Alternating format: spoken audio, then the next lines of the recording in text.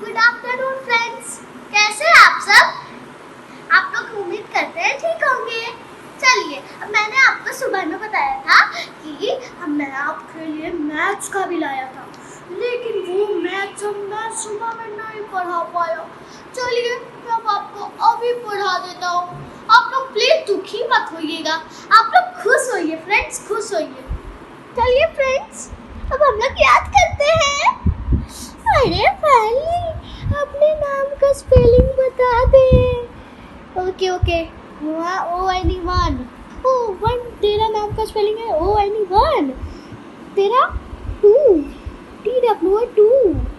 तेरा 3, इसका और सबका तो मुझे पता ही है।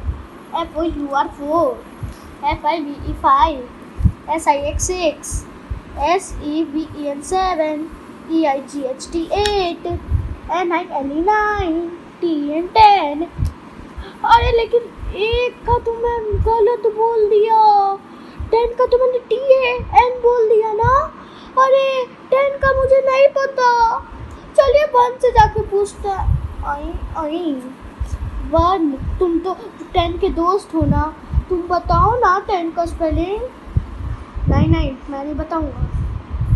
अरे प्लीज 1, प्लीज, मैं तुम्हारे पैर छूता हूँ।